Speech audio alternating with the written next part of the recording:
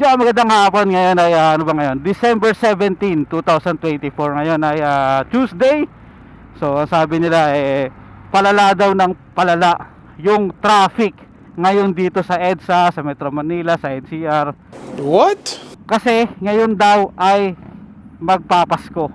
So sinisi pa yung araw na malapit na magpasko. Kaya traffic.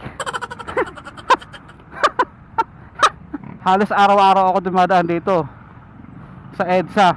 Araw-araw naman traffic dito.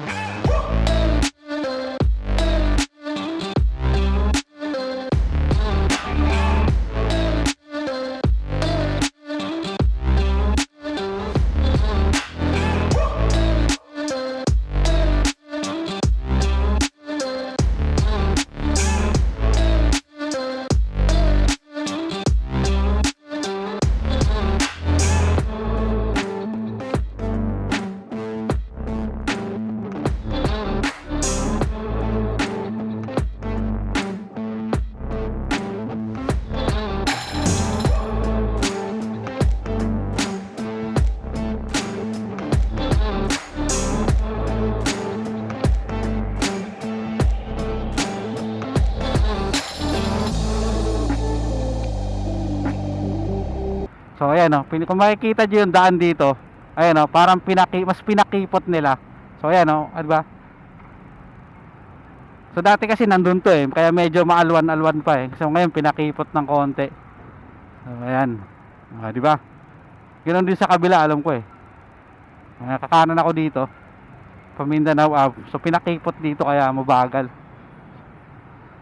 So ito yung pinakasanhi ng traffic sa EDSA. Ng malalang traffic sa EDSA. Makita ko sa inyo So ayan pinakipot di ba? Nung bagal na rito. Di ba? So yan, yan ang dahilan. Pero kung sasisisihin niyo yung dahil magpapasko, grabe naman kayo. Walang ginagawa yung araw na malapit na yung Pasko sinisi nyo. Ay hindi. Ginagawang dahilan. So ayan di ba? Linagyan pa ng bollards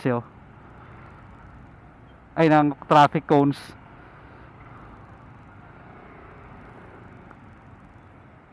So ito yung isa sa pinaka sanhi ng traffic.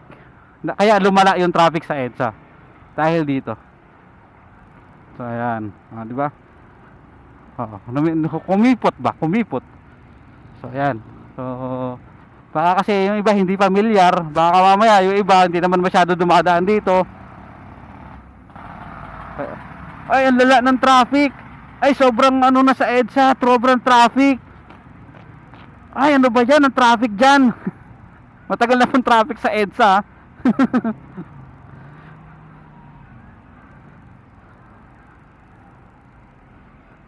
Matagal na mayroong traffic. Matagal nang malala ang traffic sa EDSA. So kung lumala man dahil dito sa pagko-construct nito. Kumbaga yan yung ano eh, anong tawag sa ganun? Choke point? Choke point o bottleneck? Ayan, yun yung station pa ba to? O dahil ano lang, para hindi lang ano yung mga dumadaan. Kasi ano yan, oh, taas, tren, release. Oh, ano, ba't kaya ginanyan yan? May cover na rin.